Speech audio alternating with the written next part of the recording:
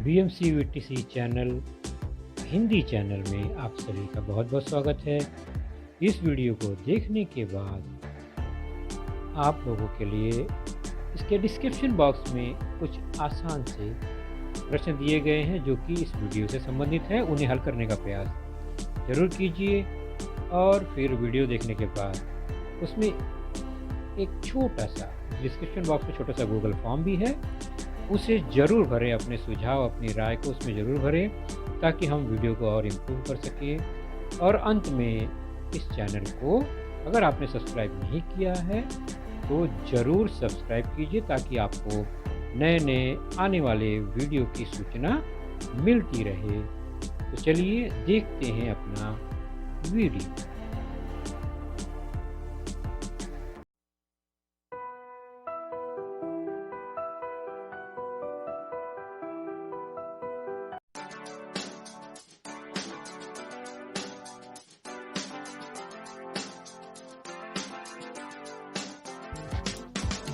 कक्षा छठी कक्षा में हमारा आज का जो विषय है वह है सामान्य विज्ञान।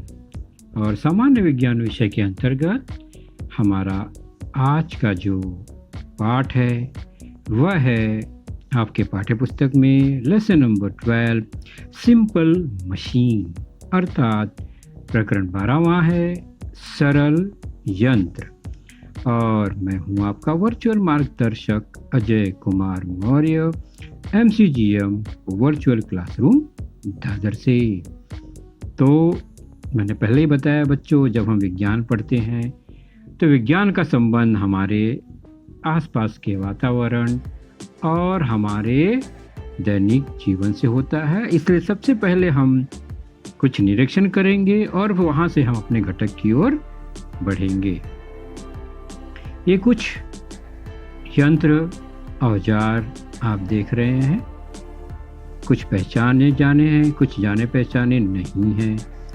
पहला है एक पहिए वाली गाड़ी, दूसरा है शार्पनर, तीसरा है क्रेन, फिर बुलडोज़र, फिर काटने के लिए कटर, क्लिपर और स्वचालित सीढ़ी जो कि आप स्टेशन पर देखते हैं। अपने आप यह सीढ़ी चलती है ऊपर की ओर, नीचे की ओर। ये सब अनुभव हमने देखे हैं। इसमें अलग अलग मशीनें कार्य करती हैं।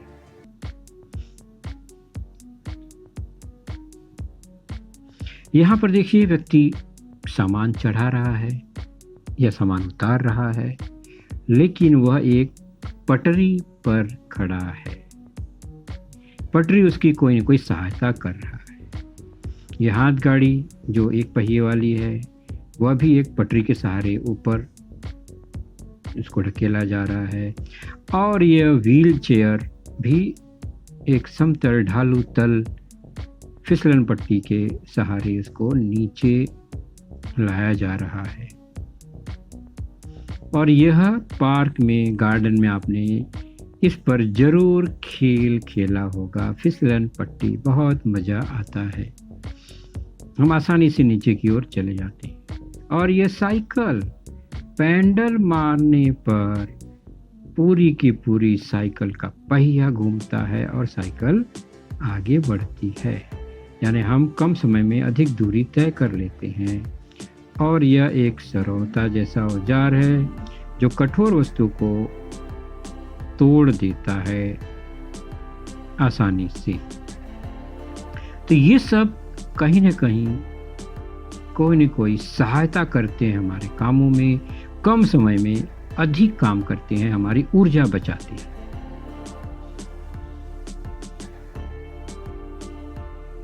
उसी प्रकार यह भी कुछ यंत्र हैं जो हमारे घरेलू कार्य करते हैं और सफ़र यात्रा के दौरान भी हमारे लिए बहुत उपयोगी हैं। यह भी एक तरह के मशीन है।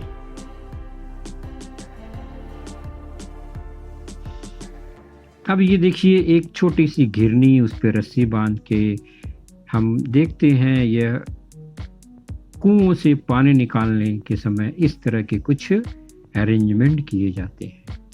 एक लकड़ी को काटना है तो एक कुल्हाड़ी की सहायता से इतनी मजबूत लकड़ी को काटा जा रहा है। छोटी सी सुई लेकिन बहुत काम की, कपड़ों को सिल देता है मजबूती से। एक ओपनर जो कि बोतल के मजबूत ढक्कन को, जिसे हम हाथों से नहीं खोल पाते, ओपनर की सहायता से बड़े आसानी से खोल लेते हैं। नाखून को काटना बड़ा मुश्किल काम है, लेकिन नेल कटर से हम इसे बड़े आसानी से काट लेते हैं और अपने से अधिक वजनी सामान को इस एक पहिए वाली गाड़ी से हम आसानी से एक जगह से दूसरी जगह ले जा सकते हैं। यानी ये सभी जो अरेंजमेंट है, यंत्र हैं, वो किसी न किसी रूप में हमारी सहायता करते हैं। ये कुछ अरेंजमेंट देखिए, पुल्ली है, गिरनी है, रस्सी है और एक हल्का सा बल बहुत सारे कार्य आसानी से कर देता है। तो हम चर्चा कर रहे हैं मशीन की। हमने अभी जो भी देखा वो किसी न किसी मशीन का ही रूप है, यंत्र का ही रूप है। तो यंत्र होता क्या है? बहुत विशाल होना चाहिए ऐसा कुछ नहीं। कोई भी युक्ति, तरीका, अरेंजमेंट जो थोड़ी ऊर्जा लेकर कुछ कार्य करती है और ज़्यादा कार्य करती है, आसानी से कार्य करती है, उसे यंत्र या मशीन कहते हैं। तो विज्ञान की भाषा में हम क्या कहेंगे सामान्य तौर पर कि दैनिक जीवन में कम समय, कम परिश्रम द्वारा अधिक कार्य करने के लिए जिन साधनों का प्रयोग किया जाता है उन्हें हम यंत्र कहते हैं। तो क्या समझ में आया? यंत्र क्या है? जो कम समय में, कम परिश्रम में अधिक कार्य कर दे, वह यंत्र होगा। चाहे वह छोटी सी सुई हो या बड़े से बड़ा हवाई जहाज का मशीन, यंत्र, इंजन ही क्यों ना हो, सभी मशीन के अंतर्गत ही आते हैं। तो मशीन बनाया ही गया है हमारा काम आसान करने के लिए। जितने भी मशीन हैं बच्चों, उन्हें हम सामान्य तौर पर दो भागों में बांट सकते हैं। एक तो ऐसा जो कि एक ही अरेंजमेंट में, सिंगल अरेंजमेंट में हमारा काम आसानी से कर देते हैं, बहुत सरल अरेंजमेंट में।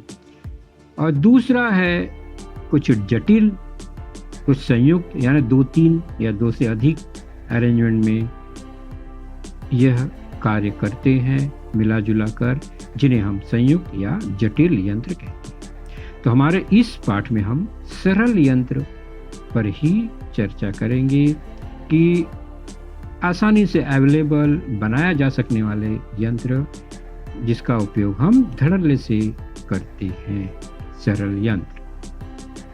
तो सरल यंत्र, सरल मशीन, सिंपल मशीन, अलग अलग तरह के आप देख रहे हैं। यहाँ पर घिरनी है, एक लकड़ी है, पहिया है, ये कुल्हाड़ी है, स्क्रू है। ये सब तरीके जो हैं वो किसी न किसी रूप में यंत्र का ही कार्य करते हैं, इसलिए इन्हें हम सरल यंत्र कहते हैं। बहुत एक सिंपल से तरीके से अपना काम करते हैं एक ही अरेंजमेंट में। तो कौन कौन से इसमें आप देख रहे हैं? तो आपने देखा एक ढालू तल है ना, झुका हुआ कोई पट्टी है मजबूत सी, वह भी एक मशीन ही है जिसे हम इंक्लाइन प्लेन या ढालू तल या झुका हुआ समतल कहते हैं। फिर उसमें आप देखें फन्नी, पच्चर, ये क्या है? तो एक धारदार वस्तु जो कि कुल्हाड़ी या हथौड़ी से जिसको ठोका गया है या कुल्हाड़ी में उसको लगाया जाता है, जिसे हम फन्नी या पच्चर या पाचर वेच कहते हैं। उसके बाद हमने इसमें और देखा उत्तोलक, लीवर, एक डंडा, मजबूत सा डंडा जो कि पत्थर को ढकेलने, या आप देखते हैं मजबूत से ढक्कन को खोलने के लिए हम कभी कभी चाकू का प्रयोग करते हैं, स्क्रू ड्राइवर का प्रयोग करते हैं, नेल कटर इत्यादि, ओपनर, ये सब लीवर का कार्य करते हैं जिसमें एक तरफ जोर लगाकर दूसरी तरफ कार्य किया जाता है, ये डंडा। उसके बाद गिरनी, आपने देखा एक पहिया, खांचेदार पहिया जिसमें रस्सी या मजबूत रस्सी, चेन लगाकर कुछ कार्य किया जाता है, वह पुल्ली या घिरनी कहलाता है। उसके बाद एक सरल यंत्र है पहिया एवं धुरी, यानी एक धुरी पतले से रॉड, मजबूत रॉड को घुमाकर उस पे पहिया लगाकर फिर पहिया घुमाकर बड़े बड़े कार्य किए जाते हैं। यह भी एक सरल यंत्र या मशीन ही है। तो कुल मिलाकर 5 प्रकार के सरल यंत्रों पर हम आज चर्चा करेंगे। तो हमारा जो मुख्य चर्चा है वो सरल यंत्र पर रहेगा, जटिल यंत्र पर हमारी कोई चर्चा विशेष नहीं होगी। तो आप देख रहे हैं ये पहला है इंक्लाइन प्लेन, समतल या ढालू तल। ये देख रहे हैं पट्टी, सामान को ऊपर ले जाने अथवा लेने के लिए आसानी से हम इसकी सहायता से ले जाते हैं। सरका कर, उठा कर ले जाना बड़ा कष्टदायक है, सरका कर ले जाना बहुत आसान है। तो ढालू तल, झुका हुआ तल, ये पहला सरल यंत्र। उसके नीचे आप देख रहे हैं धारदार एक 2 समतल को जोड़कर बनाया गया धारदार एक लोहे का औजार, जिसे फन्नी या पाचर कहते हैं, जो कि कुल्हाड़ी के मत्थे पर लगा होता है लकड़ी के डंडे की सहायता से। फिर उत्तोलक लीवर आप देख रहे हैं, कुछ इस तरह से रचना उसकी, एक तरफ जोर लगाकर दूसरी तरफ कार्य किया जाता है। कील निकालने का ये हथौड़ा जो है वह इसी काम में आता है। आपने मैदान में पटरी खेली होगी, दोनों तरफ बैठकर हम ऊपर नीचे झूलते हैं, वो भी उत्तोलक ही है। तो 3 प्रकार का यह सरल मशीन। उसी प्रकार आप देखेंगे यह धुरी एक्सेल और उसमें 2 पहिए लगे हैं। तो ये बड़े बड़े गाड़ियों को चलाने के लिए, पहिए को घुमाने के लिए, बड़े काम करने के लिए इसका उपयोग होता है। उसी प्रकार आप दरवाजे की कड़ी कुंडी को घुमा कर खोलते हैं, उसमें भी एक्सेल लगा होता है। बाहर से हैंडल, अंदर एक रॉड। फिर स्क्रू जो है वह एक प्रकार का ढालू तल ही है। तो स्क्रू को घुमाकर बड़े बड़े काम किए जाते हैं, मजबूती से फिट किया जाता है। बोतल की ढक्कन आप देखेंगे उस पर भी स्क्रूनुमा रचनाएं होती हैं। और नीचे घिरनी और पुल्ली, ये जो है उसमें मजबूत रस्सी की सहायता से कार्य किए जाते हैं।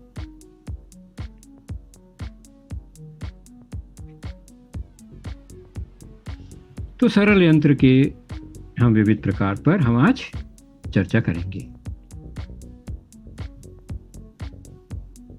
तो सरल यंत्र,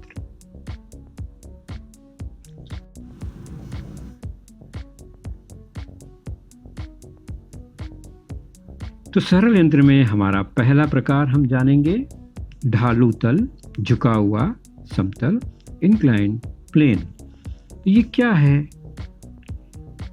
नाम से ही पता चल रहा है, ढालू तल यानी झुका हुआ समतल। इसका एक उदाहरण हम देखते हैं, पहाड़ियों पर चढ़ने वाला जो रास्ता है यानी सड़क, वो किस तरह, वो क्या एकदम सीधे खड़ी बनी रहती है या उसको धीरे धीरे समतल झुकाकर बनाया जाता है। काफ़ी लंबा रास्ता होता है लेकिन पहाड़ी पे चढ़ना आसान होता है। जैसे कि यह एक नीला हम देख रहे हैं वस्तु, उसको अगर ऊपर चढ़ाना हो तो खींचकर सीधे ले जाना बड़ा मुश्किल है, लेकिन इस ढालू तल यानी जो रास्ता है उसके सहारे हम उसे आसानी से ले जा सकते हैं। भले ही लंबा रास्ता क्यों ना हो, लेकिन उसे वहाँ तक पहुँचाया जा सकता है। ठीक उसी प्रकार उतारने के लिए भी इसका प्रयोग कर सकते हैं। तो गाड़ियां भी इसी रास्ते से आसानी से पहाड़ को पार कर लेती हैं।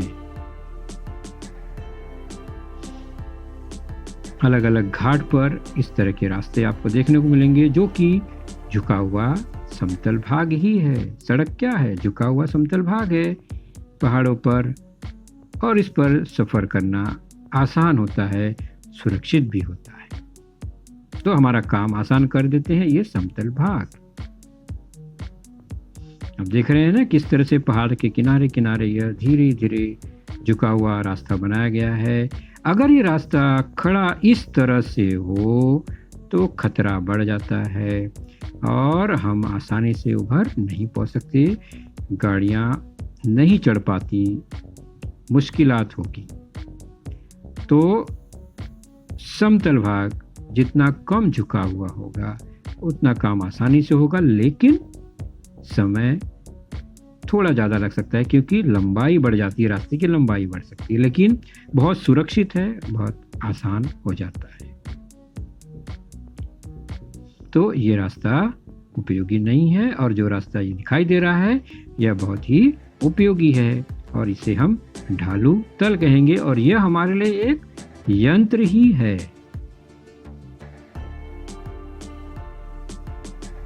मैंने पहले ही बताया, तो ये पटरी जो है, झुका हुआ तल, वह भी यंत्र है जिससे सामान को चढ़ाना उतारना सुविधाजनक होता है।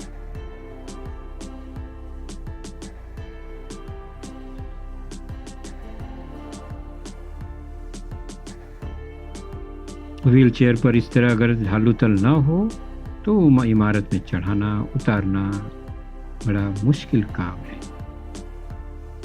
और पटरी, ये फिसलन पट्टी, इसका आनंद तो आपने लिया ही है। ढालू तल के कारण हम इस पर आसानी से फिसल जाते हैं।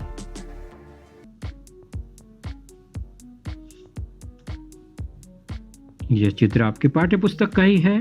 ट्रक पर इस कंटेनर को, पीपे को, ड्रम को चढ़ाना है तो बड़ा प्रश्न चिन्ह है, उठाकर ले जाना बड़ा मुश्किल काम है, लेकिन उसके लिए हम एक यंत्र ढालू तल का प्रयोग करें। अगर वो जितना ज़्यादा खड़ा है उतना मुश्किल होगा, लेकिन जल्दी यानी कम दूरी में चढ़ जाएगा। ज़्यादा दूर नहीं ढकेलना है, लेकिन ऊर्जा ज़्यादा खर्चा हो जाएगा। इसकी अपेक्षा यह ढाल थोड़ा अगर कम है तो ड्रम को आसानी से चढ़ाया जा सकेगा, लेकिन यह ढालू तल ही है जो कि हमारे लिए यंत्र का ही कार्य करता है।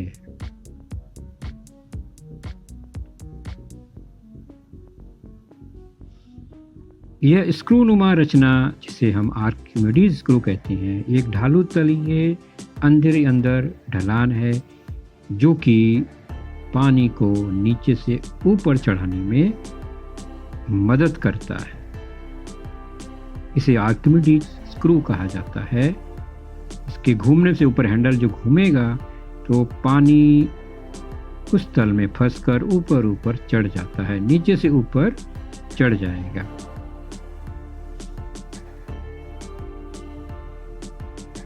आर्किमिडीज स्क्रू इसका नाम है।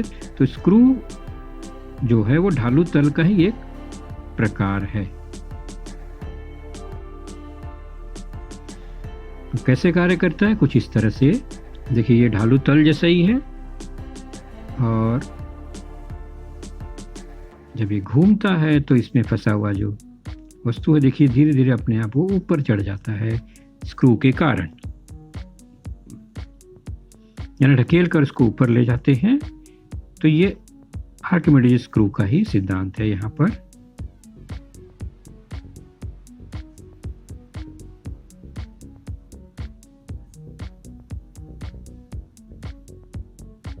आर्किमिडीज स्क्रू ढालू तल का ही एक हिस्सा है।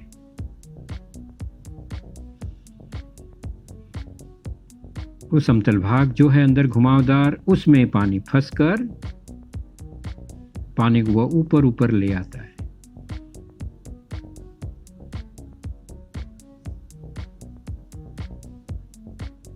कुछ इस तरह से। तो ढालू तल हमारा पहला यंत्र, जिसका आर्किमिडीज स्क्रू उसी का एक भाग है।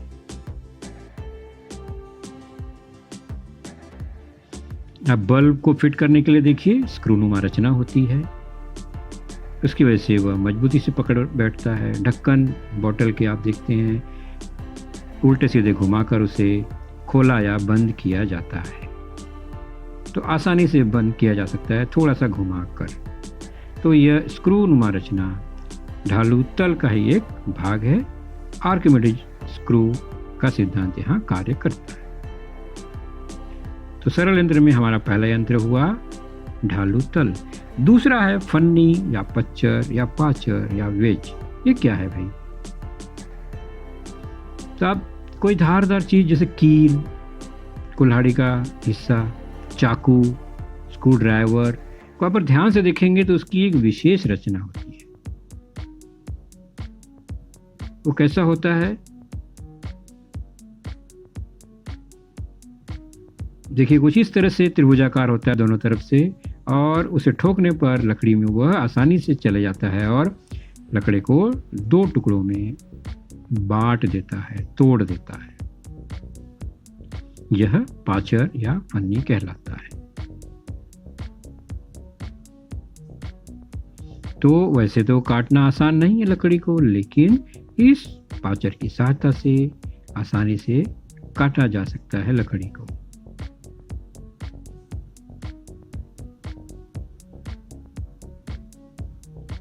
चाकू की रचना भी सेम वैसे ही है। कील का आप नोक देखेंगे वो भी ऐसे ही है, इसलिए आसानी से वह लकड़ी में धंस जाता है ठोकने पर, जबकि उल्टा ठोकने पर वह कभी धंसता नहीं है। तो 2 इस तरह समतल भाग त्रिभुजाकार देख रहे हैं, धारदार, उसको जोड़कर यह पाचर बनाया जाता है।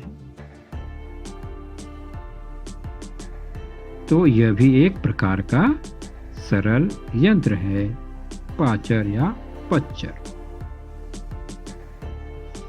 अब हम तीसरा यंत्र देखेंगे, उत्तोलक, लीवर। नाम थोड़ा सा अजीब सा लग रहा है, लेकिन कितना बड़ा काम यह करता है इसको हम भी देखेंगे। एक बड़ा सा भारी पत्थर सरकाना है तो कितना आसान सीखती है। एक मजबूत डंडा लेकर, एक दूसरे पत्थर को सपोर्ट लेकर इसको हम धकेलते हैं नीचे की ओर डंडे को एक तरफ से, तो पत्थर दूसरी ओर सरक जाता है।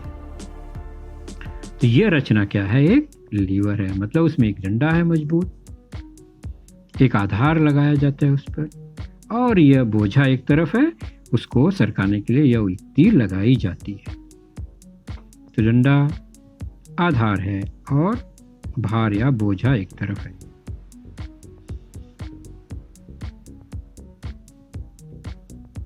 तो ऐसी रचना जो है वो लीवर का कार्य करती है। तो सबसे जरूरी आधार और डंडा, यह बहुत इंपॉर्टेंट चीज है किसी भी उत्तोलक के लिए।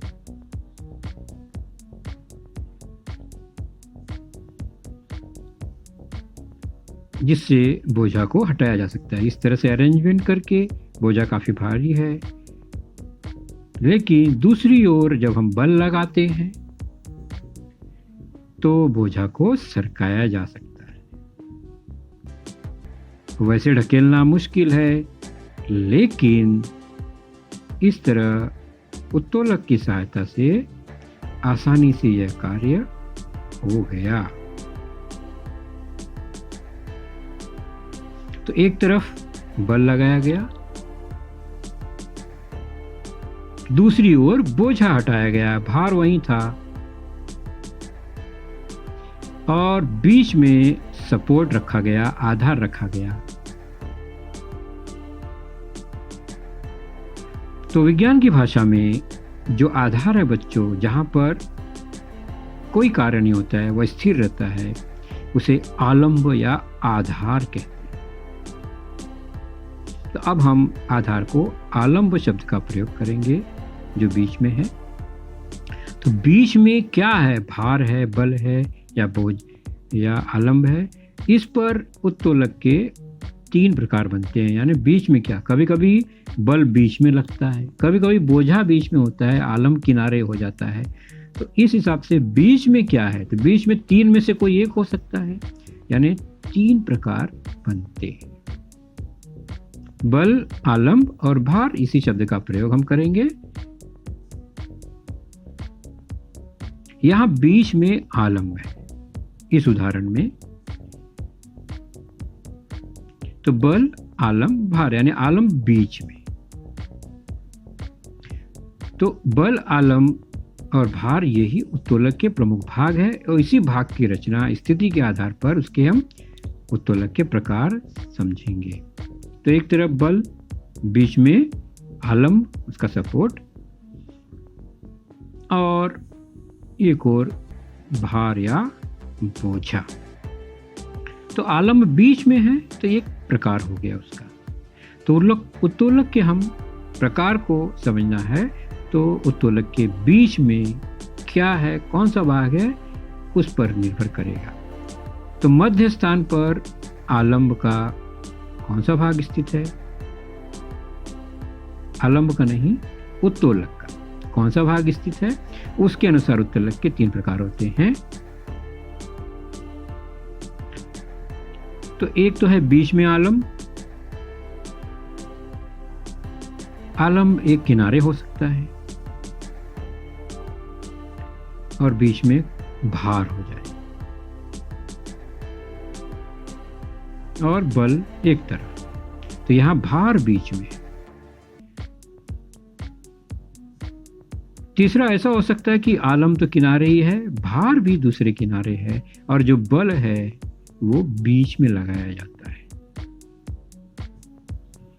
तो बीच में आप देखिए, पहले में आलम्ब है, दूसरे में भार है, तीसरे में बल है।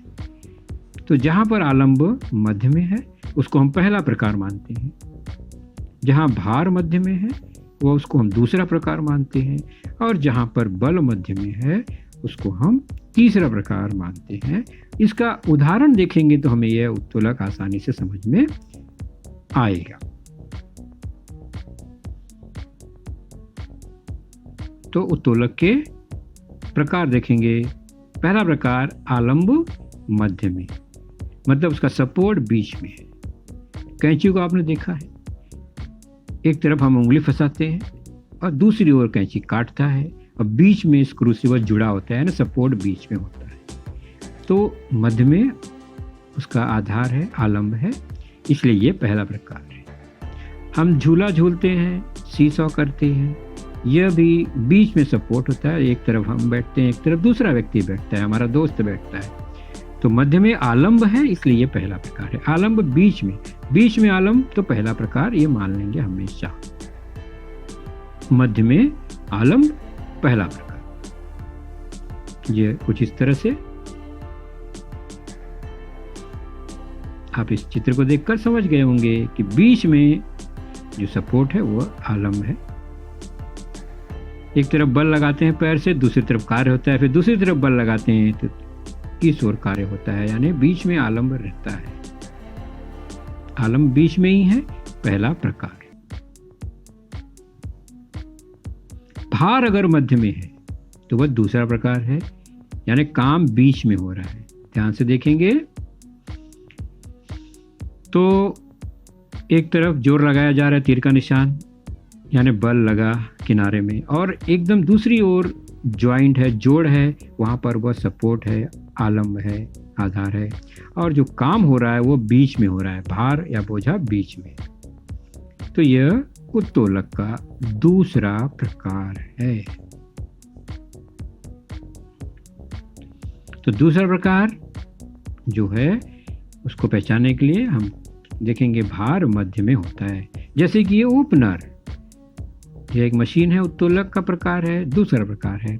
ध्यान से आप देखो तो ओपनर में बीच में ढक्कन वहां से खुलता है, यानी कार्य बीच में, भार बीच में।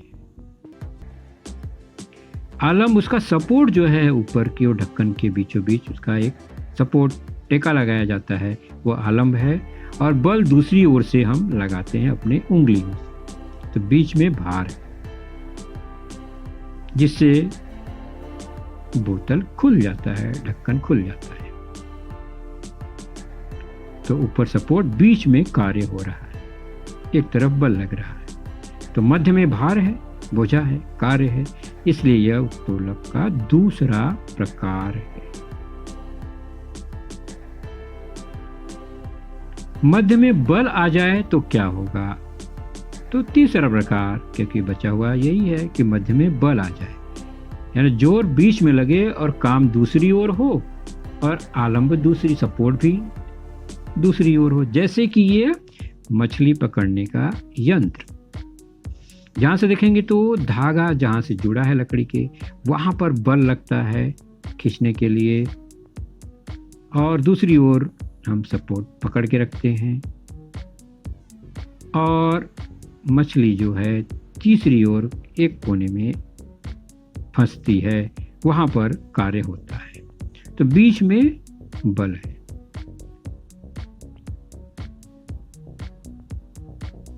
तो यह उत्तोलक का तीसरा प्रकार है, मध्य में बल। तो मध्य में बल तीसरा प्रकार देख लेते हैं। यह नेल कटर, जहां से देखो तो ऊपर से जो हम प्रेस करते हैं पट्टी, वह बीच में बल डालता है। और वहां बल डालने से क्या होता है, नीचे एक तरफ जो है वो क्या है, सपोर्ट है, वहां पर कोई कार्य नहीं होता है, वो उसी से जुड़ा रहता है, आधार है वह, तो उसे आलम कहेंगे। और नाखून किस तरफ कटता है, कार्य कहाँ होता है, दूसरे कोने में। नाखून हम इस तरफ रखते हैं, बीच में बल लगाते हैं। तो मध्य में बल है, यह उत्तोलक का तीसरा प्रकार है। यहां से देखिए नेल कटर को, आप समझ जाएंगे कि बल कहाँ लग रहा है, बीच में। और जो फन्नी या पाचर है, ब्लेड का धार है नेल कटर का, वो नाखून काटता है, दूसरे किनारे पे है। और आलम जो है वो तीसरे किनारे पर यहां दिखाई दे रहा है। तो यह उत्तोलक का तीसरा प्रकार हुआ।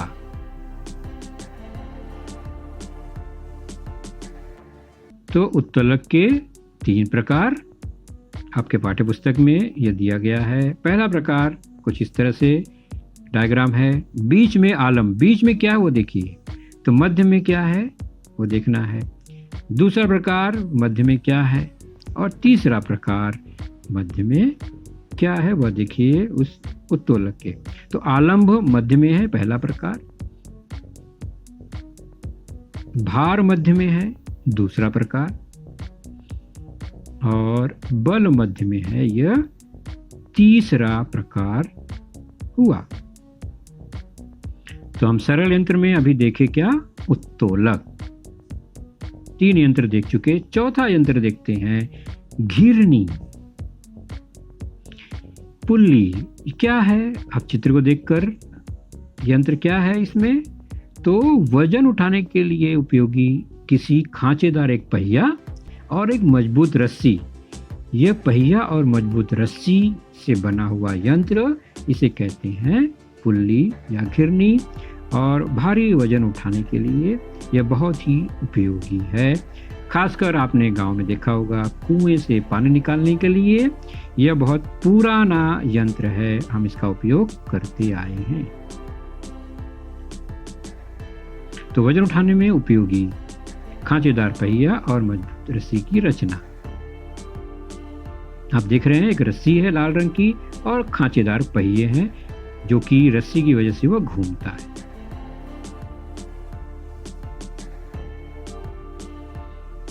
कुएं में भी इस तरह से रचना है।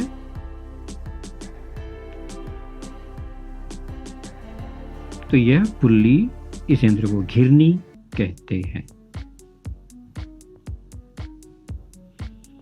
अगला है पहिया और धुरी, व्हील एंड एक्सेल। ये क्या है भाई, 2 चीज का मिला जुला यह यंत्र है।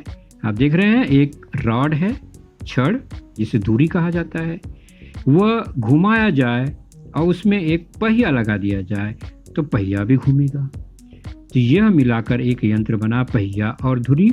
इस पहिए पर हम कोई बड़ा चक्र या मशीन लगा दें या वस्तु लगा दें तो वह भी साथ साथ घूमेगा।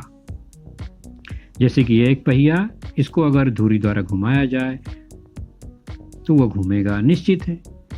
और इस पर एक बड़ी सी रचना इस तरह फिट कर दी जाए तो वह पूरा का पूरा व्हील को घुमा देगा, जिसे हम कहते हैं झूला गोल, बड़ा सा झूला, जायंट व्हील। तो जायंट व्हील कैसे घूमता है, इसी पहिए और धुरी की सहायता से। तो इतना बड़ा जायंट व्हील आसानी से घूम जाता है पहिए और धुरी से। आप देखेंगे साइकिल में पैडल, पैडल एक धुरी में लगा होता है, धुरी एक पहिए में लगा होता है। और पहिए से चैन लगाकर साइकिल के पहिए में लगा रहता है। तो जैसे धुरी घूमता है वह पहिया घूमता है और पूरी की पूरी साइकिल का पहिया घूमता है, साइकिल चलता है। तो आसानी से कार्य हो जाता है पहिया और धुरी की सहायता से। ऐसे बहुत सारे यंत्रों में यह उपयोग में लाया जाता है। हमें बाहर से दिखाई नहीं देता, लेकिन अंदर बहुत सारे पहिए, धुरी लगे होते हैं और यह मशीन कार्य करता है। तो पहिया और धुरी बहुत ही महत्वपूर्ण यंत्र है, सरल यंत्र है। तो ये सब सरल यंत्र थे पांचों। दूसरा प्रकार था, मैंने बताया, जटिल यंत्र। इस पर हमें ज़्यादा चर्चा नहीं करनी है। कॉम्प्लेक्स मशीन, जिसमें कई प्रकार के सरल यंत्र मिलकर कार्य करते हैं, वो जटिल हो गया। तो ऐसे यंत्र जो दो या दो से अधिक सरल यंत्रों की सहायता से कार्य करते हैं, मिश्रण से बने होते हैं, मिश्र यंत्र, संयुक्त यंत्र या जटिल यंत्र कहलाते हैं। तो बहुत से उदाहरण हैं, साइकिल, ऑटोमोबाइल यानी गाड़ियाँ, सिलाई मशीन। इसमें बहुत सारे यंत्र मिल के काम करते हैं, सरल यंत्र मिलकर कार्य करते हैं। तो जब मशीन की बात आती है तो उसके बिगड़ने का भी खतरा होता है, इसलिए उसकी देखभाल करनी होती है। जंग न लगे, स्मूथली चलता रहे, तो उसे हमें ऑयलिंग, तेल देना, सफाई करना, ये सब बहुत ज़रूरी है। यानी मशीनों की देखभाल क्यों ज़रूरी है? ताकि वह कई दिनों तक, वर्षों तक कार्य कर सके, आसानी से कार्य कर सके, कम समय में कार्य कर सके, कम खर्च में कार्य कर सके। तो मशीनों की देखभाल हमेशा जरूरी है। उसके लिए भी हमने अलग अलग तरह के यंत्र बनाए हैं।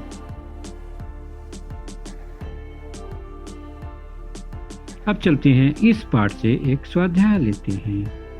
बहुत आसान सा स्वाध्याय है, फिल इन द ब्लैंक्स, खाली जगह में हमें भरना है उत्तोलक के प्रकार और उत्तोलक के भागों को इसमें भरना है। उत्तोलक के 3 भाग हैं, जैसा कि आप जानते हैं, आलंब, भार और बल। तो इन तीनों उदाहरण में क्या क्या आएगा, कहाँ आलंब, कहाँ बल, कहाँ भार। तो उत्तोलक के पहले प्रकार में निश्चित पहला प्रकार है, तो बीच में आलंब आएगा। तो आसानी से हम पहले आलंब लिखेंगे, बाकी बल और भार हम कहीं भी लिख सकते हैं। एक और बल, एक और भार, ये पहला प्रकार। दूसरा प्रश्न है उत्तोलक के दूसरे प्रकार में। दूसरा प्रकार मतलब बीच में भार, तब बाकी दोनों साइड में बल और आलंब आ जाएंगे। और तीसरा फिल इन द ब्लैंक्स, तीसरा प्रकार में बीच में बल, तो आलंब और भार एक एक सिरे पर पहुंच जाएंगे। तो बहुत आसान है यह फिल इन द ब्लैंक्स, हमें उत्तोलक के प्रकार को पहचान कर भरना। अगला स्वाध्याय है वर्गीकरण करो, यानी उत्तोलक या कौन सा यंत्र है इनमें से वो हमें पहचानना है, किस प्रकार का यंत्र है। फिसलन पट्टी, ध्वज स्तंभ का ऊपर वाला चक्र, आपने झंडे का ऊपर एक चक्र होता है एकदम ऊपर, जिसमें झंडे को फंसाया जाता है रस्सी को। फिर सरौता, कैंची, ओपनर, कुल्हाड़ी, क्रेन, चाकू, सुई, सीढ़ी। मतलब हमें 5 प्रकार जो है, ढालू तल, पच्चर, उत्तोलक, घिरनी या पहिया धुरी, इनमें से कौन सा प्रकार है ये हमें वर्गीकरण करना है। मैं 1-2 बता देता हूँ केवल। जैसे पहला है फिसलन पट्टी, ये क्या है? तो ढालू तल, बहुत आसानी से पहचाना आपने, तो उसे हम ढालू तल के अंदर लिख देंगे। इसी प्रकार आपको आगे आगे एक एक करके लिखते जाना है। ध्वज स्तंभ का ऊपर वाला चक्र निश्चित है, वो क्या है? एक घिरनी है। उसके बाद सरौता, बीच में भार होता है, मतलब यह उत्तोलक है, एक तरह का उत्तोलक है। कैंची भी उत्तोलक ही है, प्रकार कोई भी हो लेकिन उत्तोलक में डालना है।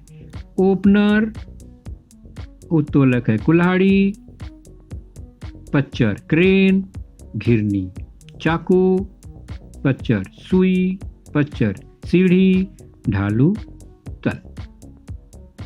आप क्रेन को पहिया और धुरी में भी लिख सकते हैं। कुछ जटिल यंत्र भी हैं, तो वो 2 प्रकार के वर्गों में आ सकते हैं। इसे आप स्वयं करेंगे। तो बच्चों, आपने देखा आज का लेसन, उसके प्रमुख मुद्दों को ध्यान से बार बार दोबारा देखकर समझने का प्रयास कीजिए, क्योंकि एक बार देखने पर किसी को भी वो पूरा मुद्दा समझ में नहीं आता।